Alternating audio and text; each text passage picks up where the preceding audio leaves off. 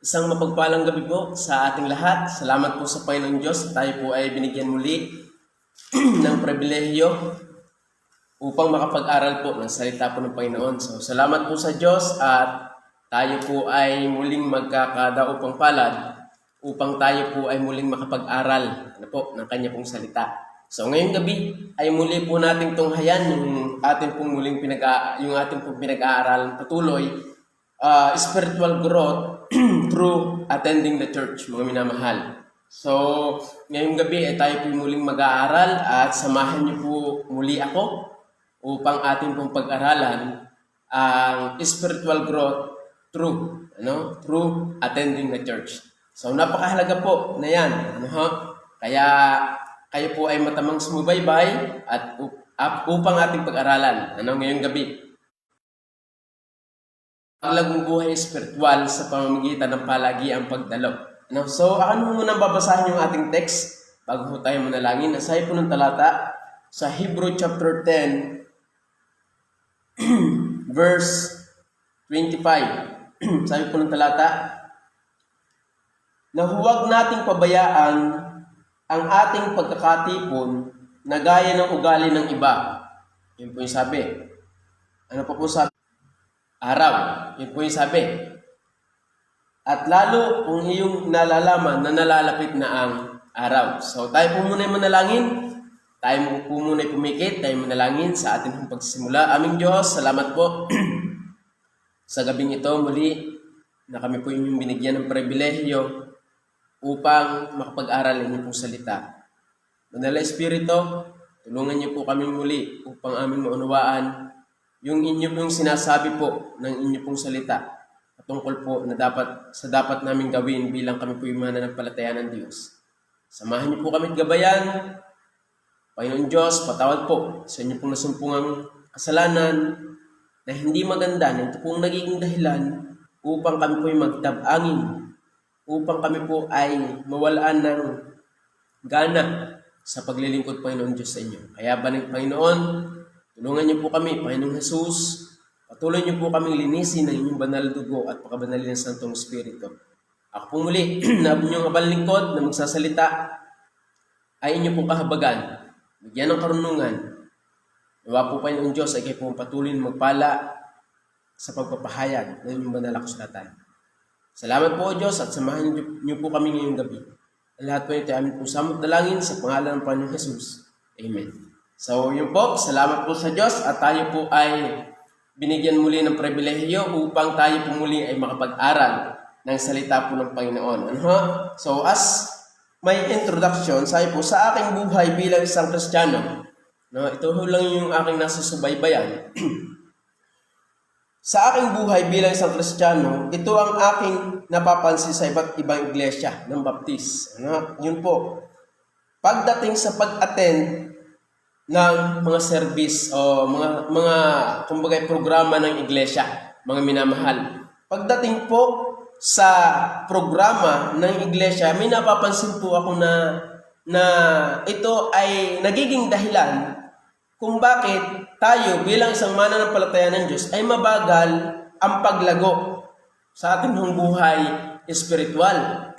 Dahil pare-pareho lamang naman po tayong naliligtas sa biyaya ng Diyos at meron tayong pagkakaintindi at banal na espiritu ng Diyos. So, bakit meron mga mananampalataya na mabagal lumago sa buhay pananampalataya? Kaya nga sabi ito, meron kasing mga Kristiyano, merong mga Kristiyano, ito yung napapansin ko po, as our introduction, merong mga Kristiyano na present sa mga Bible study, Sunday morning service, at prayer meeting. Yan po, yung mga ilang napapansin natin, mga minamahal. Ito pa, meron namang na-attend ng Sunday morning at evening o sa hapon. Sunday na-attend hanggang hapon, but wala ng prayer meeting. Ano pa sabi? Meron namang meron namang pag may service meron mga Baptist na hindi doon mismo sa kanilang church na attend, kundi sa iba't ibang kumbaga parang tipaklaw. Ano? So yun pa, sabi, napapansin. Ang sabi pa dito, meron namang mga Kristiyano na basta may service ay always present. Ayun ang maganda. Ano? Basta may service, laging present. Prayer meeting man yan, o Sunday worship man yan, o hapon, hanggang hapon, laging always present. Maging sa mga Bible study. Ano pa sabi? Meron namang, ano sabi dito? Meron namang kung saan ito mo yung sabi ko nga, meron namang mga mananampalataya na maibigan lang ang pagsimba. Once in a blue moon. At least nagsisimba. isang beses sa loob. Once in a blue moon. Pero pangit yon. Ang maganda, once na may service sa simbahan, dapat tayo umaattend. Ano pa sabi dito? Meron din namang hindi na talaga umaattend. Yun ang matindi. Yan yung ilang bagay na aking napapansin. Ako'y naniniwala, excuse me po, hindi po yun COVID. Ano? At ako'y naniniwala na meron talagang malaking pagkakaiba. Saan? Malaking pagkakaiba sa ating espiritualidad bilang isang Kristiyano. Bilang ikaw ay umaattend lagi tuwing may service ang iglesia at ikaw naman na once in a blue moon lang umaattend, merong pagkakaiba yun. Sa bawat Kristiyano, malaki ang pagkakaiba, mga minamahal. Kaya ang halaga, ang ating pag-aaralan, spiritual growth through attending the church, mga minamahal. Yun po yung dapat natin malaman na bakit mahalaga yung pag-attend ng mga gawain sa simbahan.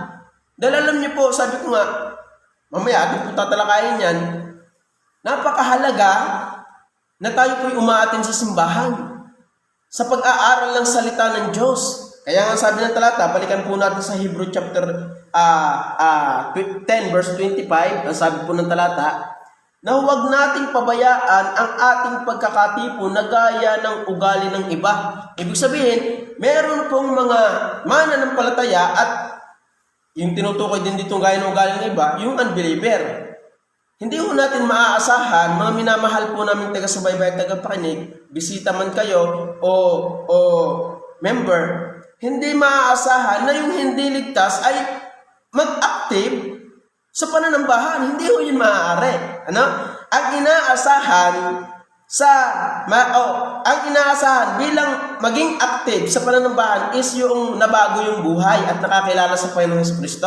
At kung ikaw ay mananampalataya ng Diyos, dapat makita sa iyo yung isang ebidensya bilang ikaw ay ligtas at ginagawa mo yung kalooban ng Diyos. Kaya nga sabi dito ng talata, na huwag nating pabayaan ang ating pagkakatipon.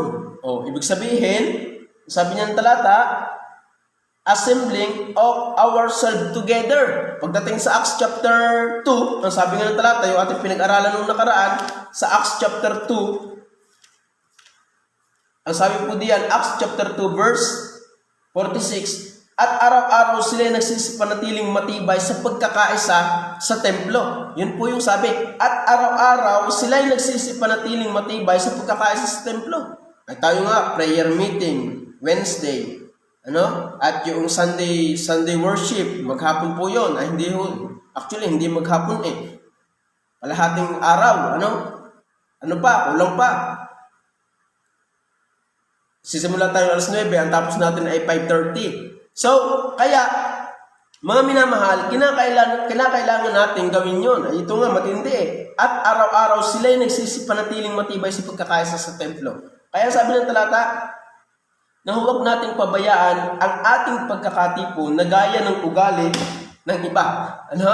Yun po yung sabi. Kaya sabi po ng talata, huwag nating pabayaan. So, unang puntos po natin na sinasabi po dito, to fulfill the command of God. Alam niyo po mga minamahal, ito ay utos ng Diyos sa atin bilang mga mananampalataya ng Diyos, even lahat na may saklaw. Mananampalataya ka man ng Diyos o hindi ka man mananampalataya ng Diyos, utos ng Diyos na gawin mo yung kalooban ng Diyos na nakikisumamba sa Kanya. At isa sa gawain ng Diyos ay yung pag-attend mo ng pagsamba, pananambahan. Sunday worship. service, evening service, prayer meeting, midnight prayer meeting. Yan po yung mga makakatulong sa atin sa paglago sa ating buhay spiritual. To fulfill the command of God. Number 1 po natin puntos yan. Utos ng Diyos na gawin natin yung palagi ang pananambahan upang tayo po ay lumago sa ating pong buhay spiritual. Hindi po tayo lalago hanggat hindi po tayo, pagpalagay na ito'y lumago, pero mabagal. Pero, mas maganda, mga minamahal, na ginagawa po natin yung pag-attend sa pananambahan. Dahil mas mabilis tayong lalago pag tayo po ay patuloy na gumaganap ng kalooban ng Diyos sa pamamagitan ng palagiang pananambahan. Kaya sabi po ng talata diyan, na huwag nating pabayaan ang ating pagkakatipon na gaya ng ugali ng iba. Alam niyo po, ang sabi diyan, letter A, under po ng to fulfill the command of God. The command not to forsake our assembling. Ang sabi, assembling. Utos ng Diyos na huwag nating pabayaan yung pagkakatipon. Ang sabi po ng talata diyan sa Hebrew chapter 25, na huwag nating pabayaan ang ating pagkakatipon na gaya ng ugali ng iba. Mga minamahal, bilang tayo naligtas, hindi na po tayo katulad nung ibang walang pakialam sa gawain ng Diyos. Kung gusto mo talagang lumago sa iyong buhay pananampalataya, gawin mo yung inuutos ng Diyos na huwag nating pabayaan ang pagkakatipon na gaya ng ugali ng iba. Na gaya ng ugali ng iba. Kaya nga sabi din ng talata, naalala ko lang, 2 Timothy, ito yung nangyari kay Dimas. Kilala niyo si Dimas? Yung Dimas, ang pangalan niya ay Dimas. Di masyadong nagpe-pray, di masyadong nagsisimba, di masyadong nagbabasa ng Bible. Siya po si Dimas. Yan po yung si Dimas. Yung sabi po dito, atin mabasahan sa 2 Timothy chapter 4 verse 10. Ang sabi po ng talata, sapagkat ako'y pinabayaan ni Dimas, for Dimas had forsaken me, having loved this present world. Ibig sabihin, having loved this present world. Anong mga minamahal nangyari kay Dimas? Pinabayaan niya yung gawain, even yung kanyang mentor, ay pinabayaan niya. Losing his mission, losing his ministry, losing his mentor.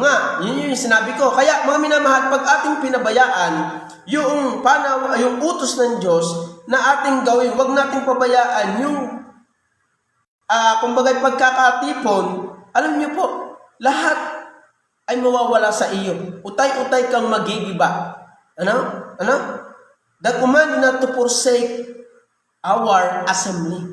Utos ng Diyos na tayo bilang isang mananampalataya ay gawin yung palagi ang pagsamba, pagsama-samang pagtitipon upang tayo po ay lumago sa ating buhay pananampalataya. Walang lalagong Kristiyano na siya lamang sa kanyang sarili ang iniintindi yung sarili lamang. Para ikay lumago, kinakailangan mong makapakinig ng pangangaral ng salita ng Diyos. Sabi ko nga nung nakaraan, hindi tayo lalago dahil ang pagbabasa po ng Biblia, minsan hindi po natin nauunawaan. At ang dahilan kung bakit merong simbahan at iglesia na dito po inaaral yung salita ng Diyos para tayo po ay mapakain sa ating buhay spiritual.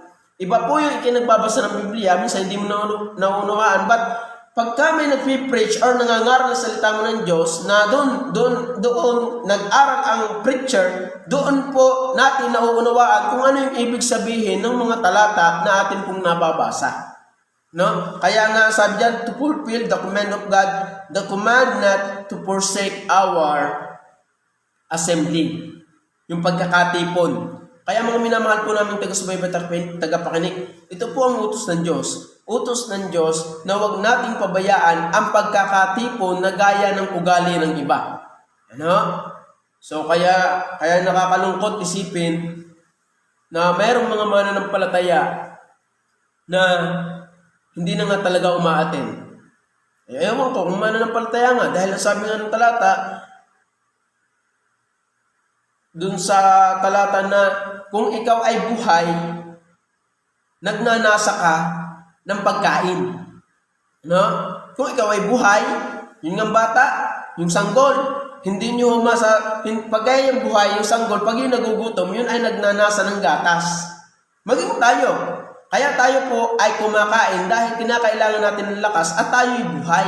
Alam mo naman, kumain yung patay, hindi ko kakain yung patay. Ang kumakain ay yung buhay. Ano?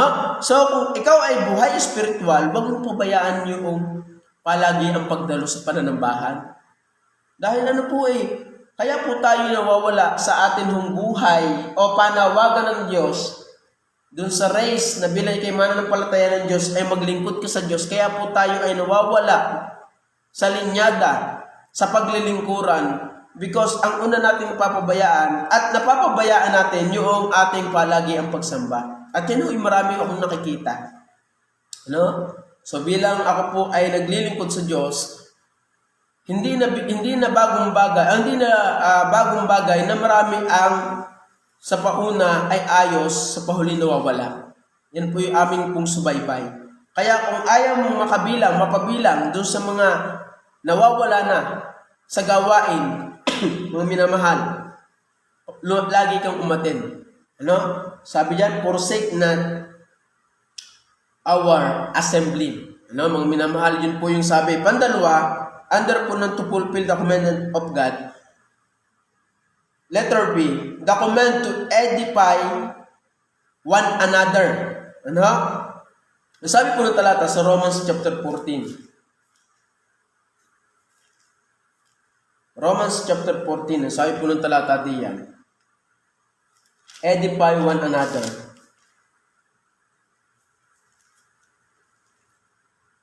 Sabi po ng talata sa Romans 14 verse 19. Ito po yung sabi ng talata. Yan. Romans chapter 14 verse 19. Sabi po niya ng talata, kaya nga sundin ang mga bagay na makapagpapayapa at ang mga bagay na makapagpapatibay sa isa't isa. To edify, makapagpapatibay sa isa't isa mga minamahal. Ang sabi pa ng talata, 15 verse 1 to 3. Ang sabi po niya ng talata, tayong malalakas ay nararapat ngang magbata ng kahinaan ng mahihina at huwag tayong magbigay lugod sa ating sarili. Verse 2, bawat isa sa atin ay magbigay lugod sa kanyang kapwa, sa kanyang ikabubuti, sa ikatitibay, sapagkat si Kristo man ay hindi nagbigay lugod sa kanyang sarili, kundi gaya ng nasusulat, ang mga pag-aalipusta ng mga nagsisipag-alipusta sa iyo ay nangahulog sa akin. Alam niyo po mga minamahal, pag sinabing edify, ito po yung pagpapatibay. Isa ka sa kasiraan ng iglesia, hindi ka nakakapagpatibay sa isang iglesia pagka ikaw ay hindi. Mismo ikaw hindi natibay kung ikaw ay hindi umaattend ng gawain ng iglesia. Ano? Kaya ang sabi ng talata sa verse 19 ng chapter 14, kaya nga sundin ang mga bagay na makapagpapatibay o makakapagpayapa at ang mga bagay na makakapagpapatibay sa isa't isa. Alam niyo po, kung lahat tayo discouraged dito, wala akong titibay. Pero kung tayo po ay nagpapatuloy, nakakatuwa naman yun, nakaka-encourage sa isa't isa, na tayo bilang isang mananampalataya ng Diyos, na inuutusan ng Diyos, na tayo po magpatibayan sa isa't isa, ay kung kayo po nagpapatuloy, nakaka-encourage yun po sa bawat isa. Pero kung ikaw naman ay backslider, isa ka sa pabigat. Lalo na po sa ating leader. Isa ka sa pabigat, kaya sabi po ng talata, Hebrew chapter 3, sabi po ng talata dito. Ang sabi po ng Hebrew chapter 3, verse 11. Sabi po diyan, 3 verse 11, ano pa't aking isinumpa sa aking kagalitan, sila'y hindi magsisipasok sa aking kapahingahan. Tama ba ang aking talatang ito? Verse 12. Sabi po, mangag sa pag-ingat kayo mga kapatid, baka sakaling mayroon sa kanino man sa inyo ng isang pusong masama na walang pananampalataya na naghihiwalay sa inyo sa Diyos na buhay.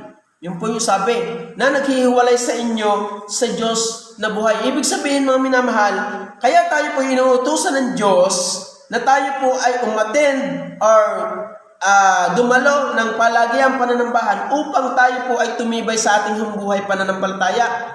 Dahil alam niyo po ngayon, hindi po lahat ng Kristiyano, mga minamahal, ay totoo.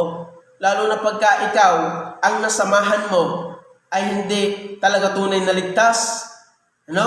Mahirap yan. Kaya sabi ng talata, mga ingat kayo mga kapatid, baka sakaling mayroon sa kanino man sa inyo ng isang pusong masama na walang pananampalataya. Verse 13.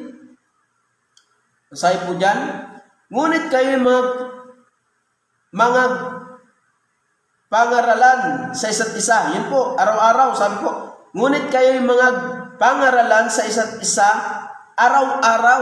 Tingnan niyo po, kaya ang halaga na tayo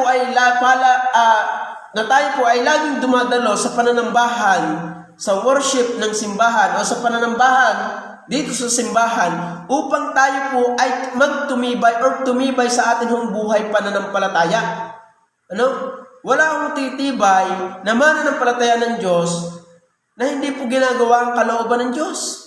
Kaya sabi po ng verse 13, ngunit kayo magpangaralan sa isa't isa araw-araw, samantalang sinasabi, ngayon, baka papagmatigasin ang sino man sa inyo ng daya ng kasalanan. Minsan po ito pa ang nangyayari. Kristiyano ka, nanghihina ka, alam niyo po, ito yung daya ng kasalanan. Na tayo po, pag tayo po ay matagal lang hindi umattend, hindi na siguro ako tanggap doon. Baka ako tawanan doon. Baka magalit si pastor. Hindi po yung totoo. Yan na po yung daya ng kasalanan na tayo po, kaya tayo po ay lalong hindi maka-attend dahil ng kasalanan. Kasalanan na yun yung hindi mo pagdalo sa simbahan, yun ay daya na.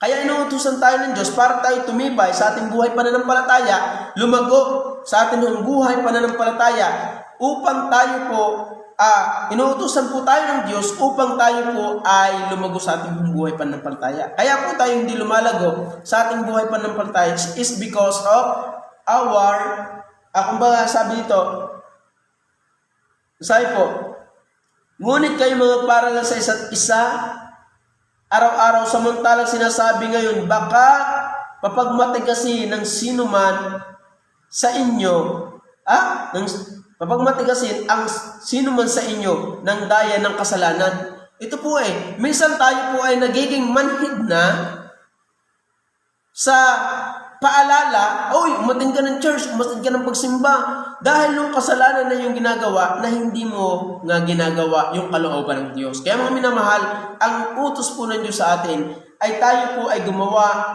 ng kalooban ng Diyos, at isa sa kalooban ng Diyos ay yung huwag po natin pabayaan ang pagkakatipon na gaya ng ugali ng iba. Bakit?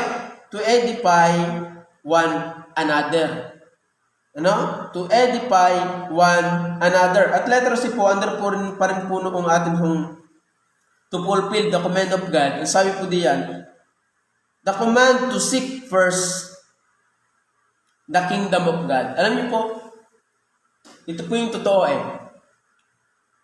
Kapag hindi niyo po ginagawa yung kalooban ng Diyos, at isa sa kalooban ng Diyos ay yung palagi ang pagdalo, hindi nyo na talaga hinahanap ang kalooban ng Diyos. Lumalayo po kayo sa kalooban ng Diyos Kaya sabi ng Matthew 6:33, kung familiar po tayo doon, but seek ye first the kingdom of God. So paano natin makikita ang kalooban ng Diyos? Ang kalooban ng Diyos ay nandoon sa kanyang mga salita. Ano? So paano natin malalaman ang kanyang salita sa pamamagitan ng palagiang pagdalo sa pananambahan? Kaya yun ang kahalagahan, mga minamahal, ng palagian po tayong sumasamba. Dahil alam niyo po, dito po natin nalalaman yung kalooban ng Diyos. Isa sa paraan ng Diyos para po tayo lumago sa ating buhay pananampalataya ay yung palagiang pagsamba o palagiang pagdalo sa pananambahan. Kaya ang sabi po ng talata diyan, ang sabi po dyan, Matthew 10, verse 37, ang sabi po diyan sa Matthew chapter 10, verse 37, Matthew 10:37. Ang sabi po dito ng talata, verse 37, ang umiibig sa ama o sa ina ng higit kaysa akin ay hindi karapat-dapat sa akin. At ang umiibig sa kanyang anak na lalaki o anak ng babae ng higit kaysa akin ay hindi karapat-dapat sa akin. Tingnan niyo po, ang standard po ng Diyos. Ano? Kung gusto mo talagang hanapin ang kanyang kalooban, ano?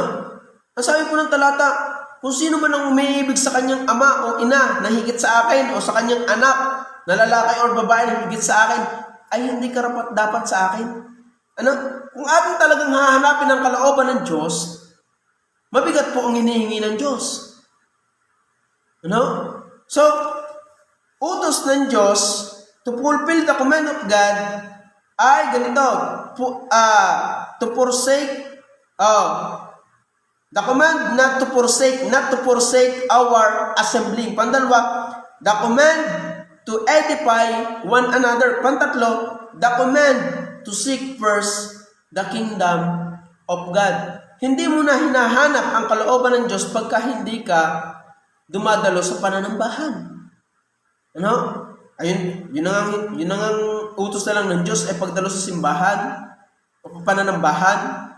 Ay lalo na yung sabi dito ng standard, ang sabi ng Diyos kung sino man yung umiibig sa kanyang magulang o sa kanyang ama o ina na higit kaysa sa akin, hindi karapat-dapat sa akin, ay napakalaman na yung pagdalo sa simbahan. So, alam niyo mga minamahal, dito tayo tinuturuan ng Diyos na ibigin natin siya ng buong puso natin at buong kaluluwa natin sa pamagitan ng palagiang pagdalo. At yung pagbibigay mo ng panahon sa pagdalo sa pananambahan, ayun po ay iniibig mo ang kanyang kalooban at hinahanap niyo po ang kanyang kalooban. At dito po tayo pinalalago ng Diyos sa ating buhay pananampalataya. Ano pa sabi? sa Luke chapter 14 verse 26, sabi po ng talata.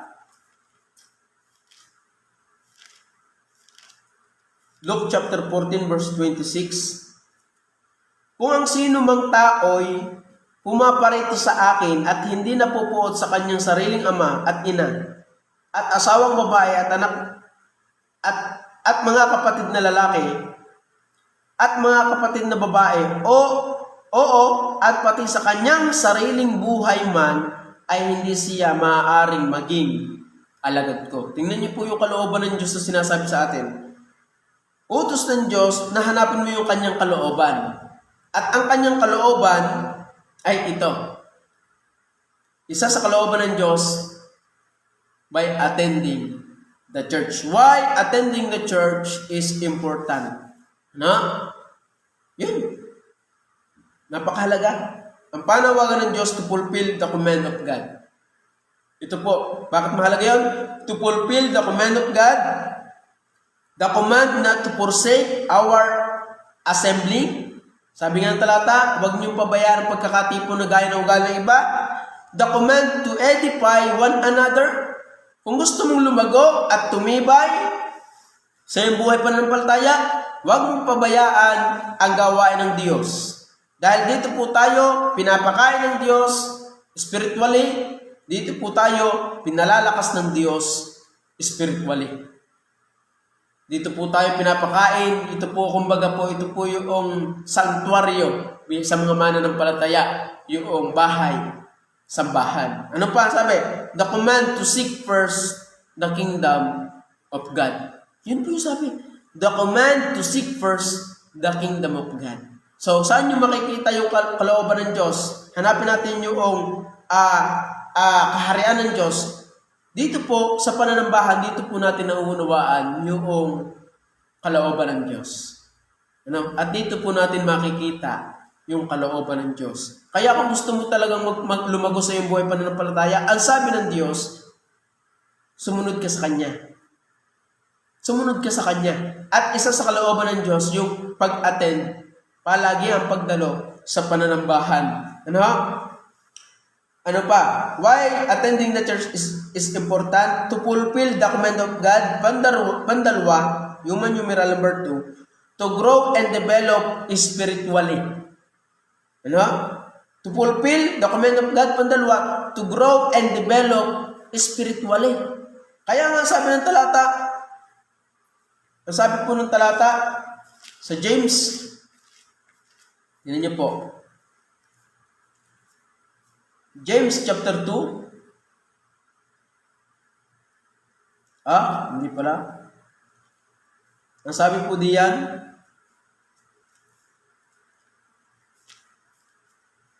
ito po ang sabi, 1 Peter chapter 2. Gaya ng mga sanggol na bagong panganak, ay nasayin ninyo ang gatas na walang daya na ukol sa espiritu. Tingnan niyo po. To grow and develop spiritually. Hindi po tayo lalago sa ating buhay pananampalataya, una, kapag hindi po tayo gumagawa ng kalooban ng Diyos. At isa sa kalooban ng Diyos ay yung pagdalo sa pananambahan. At ang ginagawa sa pagdalo sa pananambahan ay yung pag-aaral ng salita ng Diyos. Dito po inaaral ang salita ng Diyos sa simbahan. Kaya sabi yan, to grow and develop spiritually. Kaya ang halaga ng palagi ang pananambahan, mga minamahal. Dito tayo lumalago sa ating buhay pananampalataya. The service are designed for spiritual growth. Mga minamahal, yung gawain ng pananambahan sa Diyos, ito'y nakadesenyo upang tayo po ay lumago sa ating buhay pananampalataya. Hindi po ito nakadesenyo para lamang baliwalain. Hindi po ito nakadesenyo para lamang yan na may ordinaryong serbisyo lamang. Hindi po, no. Ang pananambalagi ang pagdalo sa simbahan, ito po'y nakadesenyo upang tayo po ay lumago sa ating buhay pananampalataya. Kaya nga sabi niyan, the service to the church are designed for spiritual growth. Kaya nga sabi ng pandalo natin puntos, to grow and develop spiritually. So wala hong mananampalataya instant na lumago. Wala hong ganun. Wala hong Kristiyanong instant na lumago. Hindi po. Kinakailangan mo para ikay lumago, isa sa paraan ng Diyos para tayo po'y lumago sa ating buhay pananampalataya, buhay spiritual, by attending the service, by attending the church. Palagi ang pagdalo. So napakahalaga po na yan, mga minamahal. Kaya nga po inaaral natin dito, bakit mahalaga yung palagi ang pagdalo sa ating mga serbisyo. Bakit mahalaga yung palagi ang pagdalo sa ating mga serbisyo? Ang sabi yan, the service are designed for spiritual growth. Kaya nga ikaw lagi nag-aaral eh. Bakit? Grade 1, bata ka, grade 1. Nag-aral ka, hindi ka naliban. Bakit? Dahil gusto mo na ikaw ay makapasa at ang iyong kaalaman ay madagdagan. Naging grade 2, grade 3, grade 4, grade 5 hanggang college. So napakahalaga po ng pag-attend sa pananambahan. Kaya sabi ng talata dito, ng ating puntos, to grow and develop spiritually. Kaya po tayong mga mananampalataya ng Diyos, hindi lumalago sa ating buhay pananampalataya. Ang tagal ng Kristiyano, ganun pa rin. Ang tagal ng Kristiyano, matampuhin pa rin. Ang tagal ng Kristiyano, Genesis hindi pa alam. Ano?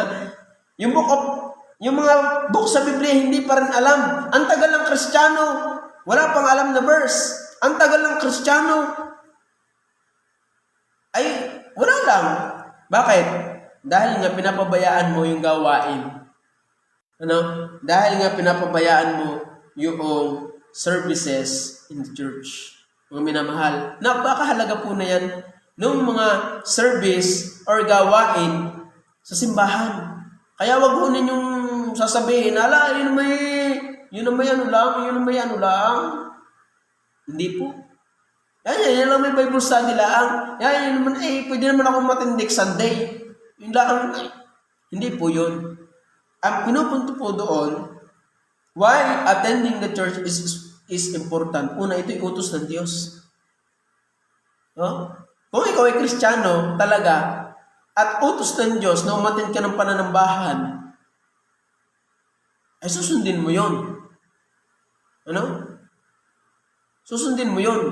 Ang usapan po dito, kung ikaw ay anak ng Diyos. Pero kung ikaw naman ay hindi anak ng Diyos, hindi na namin inaasahan na ikaw ay talagay a-attend linggo-linggo. Hindi na. At hindi na rin namin aasahan na ikaw talagay lalago spiritual. Dahil patay, spiritual, ang mga hindi anak ng Diyos. Pero kung ikaw naman ay anak ng Diyos, dapat ikaw inaasahan na laging naririto. Dahil utos ng Diyos, command ng Diyos, na wag nating pabayaan yung pagkakatipo na gaya ng ugali ng iba. Mga minamahal, kaya napakahalaga na palagi ang pagdalo sa pananambahan. Utos yun ng Diyos, hindi utos ng tao. Pandalwa, to grow and develop spiritually. Kung gusto niyo po lumago sa inyong buhay pananampalataya, hindi yun instant. Hindi po instant si pastor na, naligtas, ganun na agad. Hindi po. Yun ay process. Kaya po si pastor ay lumalim sa doktrina ng Biblia.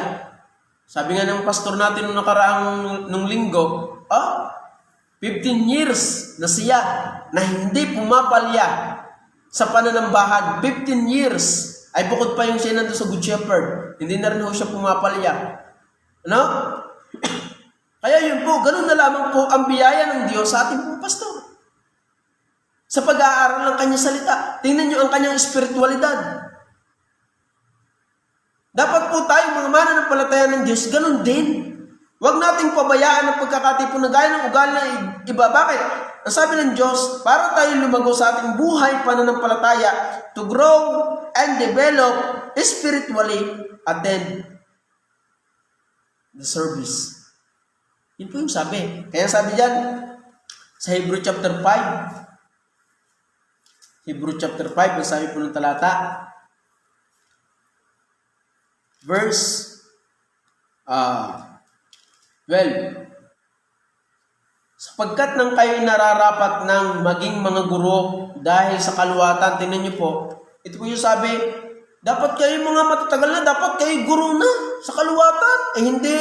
Ang sabi nito ng talata, I don't know kung si Pablo po nagsulat nito, ang sabi po ng talata, dahil hindi pa po alam, pinag-aaralan pa nga kung si Pablo nga nagsulat na rin, sapagkat kung kayo nararapat ng maging mga guro dahil sa kaluwatan, ang tagal na ninyong Kristiyano, bakit gayang pa rin kayo? Sabi, ay muling kayo'y nangailangan na kayo'y turuan ninuman ng mga unang simula ay naaral ng Diyos at naging tulad sa mga nangangailangan ng gatas. Tingnan niyo po, ang nangangailangan lang ng gatas ay yung bata. Alam nga naman, pakainin niyo agad yun ng karne. Baka hindi matunawan. Di ba? Ang nangangailangan po ng gatas ay yung bata. Dahil bata pa siya, hindi pa siya makakanguya. Wala pang ngipin. Wala pa po siyang ngipin. Hindi pa po yun makakanguya. Gatas pa lang ang kailangan. Pero sabi ng writer, verse 12, Sapagkat nang kayo'y nangararapat ng maging mga guro, ay ang tatagal na ninyo, ay bakit kayo ganyan pa? Ibig sabihin, walang mabagal ang paglago o hindi lumalago, ay kung Kristiyano, I don't know. So, para tayo lumago sa ating buhay spiritual, ito yung sabi, to grow and develop our spiritually. The service are designed for spiritual growth. Nakadesign nyo po yung mga serbisyo sa simbahan or gawain sa simbahan para po tayo ay lumago sa ating buhay pananampalataya. Kaya sabi ng talata, sapagkat nang kayo'y nangararapat ng maging mga guro dahil sa kaluwatan. Ibig sabihin, matatagal na kayo Sabi yan, for the time ye ought to be teachers, ye have need that one teach you again, which be the first principle of the oracle of God, and are become such as have need of milk and not of strong meat. Tingnan niyo po. Dahil palibasa nga mabagal ang paglago, pinapabayaan ng gawain ng iglesia, ay mabagal ang paglago sa spiritual. Huwag kang umasa na ikaw ay lalago sa iyong buhay spiritual kung pinababayaan mo yung isa sa makapagpapalago sa iyo sa buhay pananampalataya. At isa sa makapagpapalago sa iyo sa buhay pananampalataya ay yung mga services na dinisign ng Diyos para ating gawin upang tayo po ay makaalam ng karunungan niya. Dahil sa simbahan po, sa mga services na ginagawa sa simbahan, dito po tayo inaaralan ng katotohanan patungkol po sa Biblia at nalalaman po natin yung karunungan ng Diyos na ipinaalam sa atin. Wala akong Kristiyanong instant malago na. So lahat po'y dumaan sa proseso. Lahat po'y dumaan sa proseso. Lahat po'y dumaan sa bagong naligtas. Okay, bagong ligtas po. Wala po akong alam sa Bible. Pero nagsisimba na, ligtas na ako Hindi ko pa alam ang Bible. Alam ko ang Bible, Genesis. Dahil nag-aatin-atin na ako. Nagbubuklat na ako ng Bible. Nagpapasa na ako tayo-tayo. Pero yung pagsunod-sunod ng Biblia, pagbabasa ng Biblia, wala pa ako sa huwisyo. Dahil bata pa nga Ano kung babasahin ko din Wala na dito ang Book of Malakay. Nasaan dito ang Book of Genesis? Nasaan dito ang Book of Psalms? Hindi pa ako malago noon, pero ako ligtas na. Pero sa pag-attend ko ng services ng church, sa pag-attend ko ng gawain ng Diyos, lumalago ako buhay spiritual. Kaya nga sabi ng talata sa Hebrew chapter 5, ang sabi po diyan ng talata, ito po yung sabi, ating pong balikan, verse 12, sapagkat nang kayo'y nangararapat ng maging mga guro dahil sa kaluwatan. Ninyo po? Dahil tatagal na ninyo, bakit kayo hindi pa makapagturo? Ang tatagal na ninyo, bakit hindi nyo pa alam yung doctrine of salvation? Ang tatagal na ninyo, bakit ganyan pa rin kayo? Kinakailangan pa rin kayong turuan ng sabi yan, kinakailangan pa rin ang pakain sa inyo, gatas pa rin. Ang pakain pa rin sa inyo, ang tagal na ninyo, 10 years na, 20 years na, ganyan na. But, alam niyo mga minamahal, ito po'y katotohanan, para tayo po'y lumago, isa sa paraan ng Diyos is yung pag-attend mo ng services ng church. Yun po yung sabi. Kaya mga minamahal, ang panawagan po ng Diyos, kung gusto mo talagang ma-develop yung spiritualidad mo, lumago sa ating buhay pananampalataya, spiritual growth, you must to obey the command of God. At isa sa kalooban ng Diyos ay yung pag-attend ng services ng simbahan. Dahil ito ay nakadesign to spiritual growth. Kaya nga, salamat sa mga bagong mananampalataya. Ang bilis lumago ng bagong mananampalataya. Why? Active sa gawain, simbahan. Pero yung mga matatagal ng mga mananampalataya, kaya napapag-iwanan, ay laging wala. Pero yung mga bago, sabi ng Bible, may unang nahuhuli at huling nahuuna. No? May una na nahuhuli, may una na nahuhuli at huli na nauuna. Oh. No? Why? Bakit may unang nahuhuli at huling nauuna? Vice versa. Yung isa, ginagawa yung kalooban ng Diyos, hindi pinababayaan yung services ng church. Yun namang nauna, pinabayaan yung pag-attend ng mga services ng church. Kaya mga minamahal, ang panawagan po ng Diyos ay, nasabi po diyan, the services are designed for spiritual growth. Ano? The services are designed for spiritual growth. And number 3, nasabi po diyan, to help the church function properly. Sino po yung church tayo? Malalaman po talaga natin yung ating function if you are attending the church. Ano? Malalaman po natin yung ating function, yung gamit natin bilang isang Kristiyano kapag tayo po ay laging umaattend ng serbisyo sa simbahan. Kaya sabi po ng talata, Ephesians chapter 4, verse 15 and 16.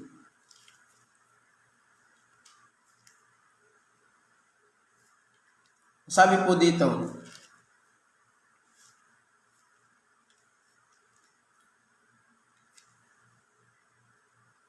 sabi po diyan ng 15 and 16.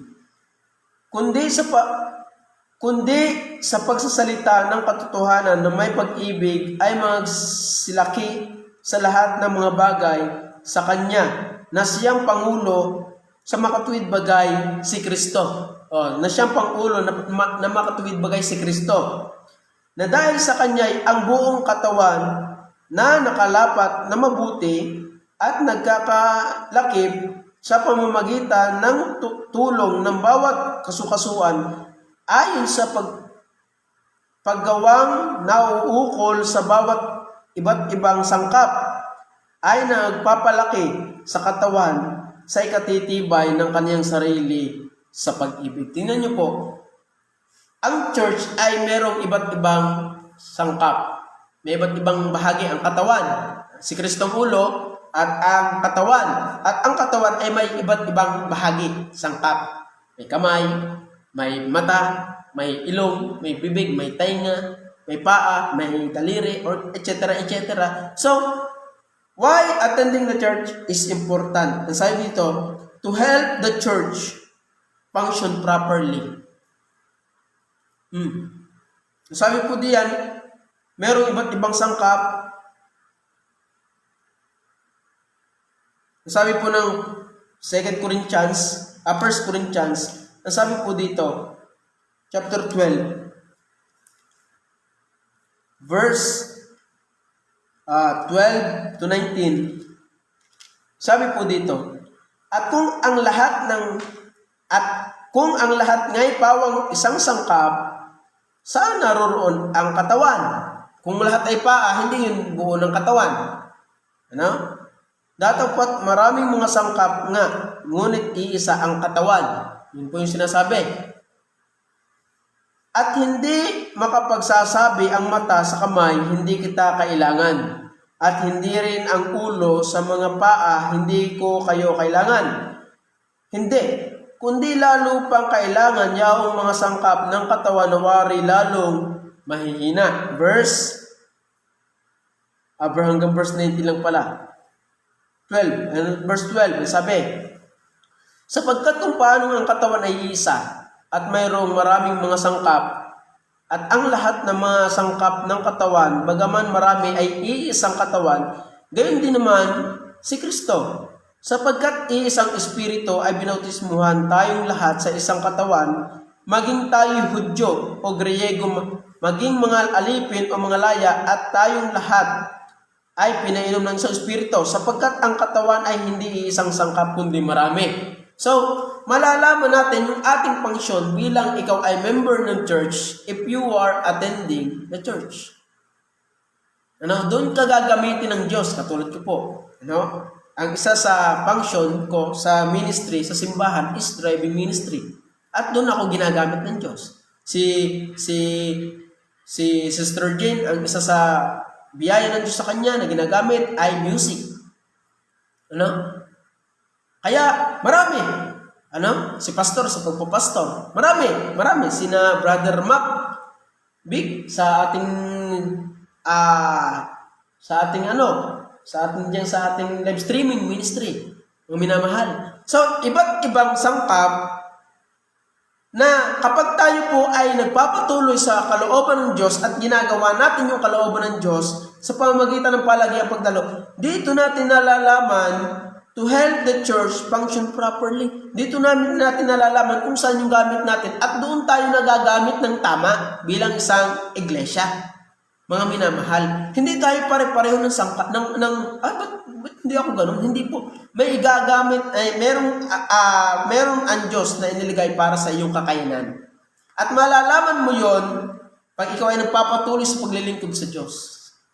Ay kung ako hindi nagpatuloy sa gawain, wala ho, hindi ko alam mga aking gamit sa simbahan. Wala lang, tagatanghur lang din ano? At hindi ako lalago bilang mananampalataya ng Diyos. Ano? So, to help the church function properly. No? At syempre, pag nandito, malalaman mo yung gamit mo at ikay magpapunction talaga ng tama. Hindi yung katulad ng ikaw ay alam naman yung mga Kristiyanong nawawala, ayun ba'y magpapunction pa ng tama? Sila ba'y lalago pa buhay spiritual? Hindi na po sila lalago. Bakit? Wala sila At hindi nagpapunction ng tama ang church. Ang church po, ito po yung mga ligtas na tao ng mga mananampalataya ng Diyos. Ito po yung taong iniligtas ng Diyos. Yun po yung church. Taong mga ligtas. No? At kung ikaw ay ligtas, para malaman mo yung iyong function at mag-function ka ng tama, para ikay lumago sa iyong buhay pananampalataya, umatid ka ng church, pagsamba. Dahil sabi nga ng talata, the service are designed for spiritual growth. At kung atin po yung pinababayaan, hindi po tayo lalago. Kaya mga minamahal po namin taga-subaybay at taga-pakinig, ito po yung panawagan ng Diyos. Huwag po tayong lumago sa kalooban ng Diyos. Gawin po natin yung kalooban ng Diyos para po tayong lumago sa ating buhay pananampalataya. At isa sa kalooban ng Diyos, mga minamahal, ay yung gawin mo yung palagi ang pagdalo sa pananambahan. Ano? So, why attending the church is important? Una, to fulfill the command of God. Upang to fulfill the command of God. Pandalawa, to grow and develop spiritually. Alam nga naman kay lalago at madedevelop ang iyong spiritualidad sa pamagitan ng panonood ng Korean novela. Lalago ka ba spiritual daw? Hindi po. Alam nga naman, ikaw ay lalago ang iyong madedevelop ang iyong spiritualidad. Kasamahan mo yung mag-iinom? Hindi po. Alam nga naman, lalago ka spiritualidad. Hindi ka na-attend ng church. Nandun ka lang sa chismisan. Hindi ka po lalago diyan. So, lalago po tayo. Pag tayo po, ang ating spiritualidad ay lalago pag tayo po umattend ng pananambahan. To fulfill the command of God, to grow and develop spiritually. Number 3, to help the church function properly. At pag palagi ka nandito, magagamit talaga ng Diyos sa gawain. Kaya maraming mga mananampalataya dito nagagamit sa ministeryo dahil nandini sila to help the church function properly. Huwag mong ipagamit yung iyong galing sa mundo dahil hindi yan proper. Yung galing mo bilang ikay isang Kristiyano ay gamitin mo, ipagamit mo para sa Diyos. Kung ikay magaling umawit, ipagamit mo sa Diyos. Yun yung function mo. At magagamit ka ng Diyos ng tama. Kung ikaw ay magaling sa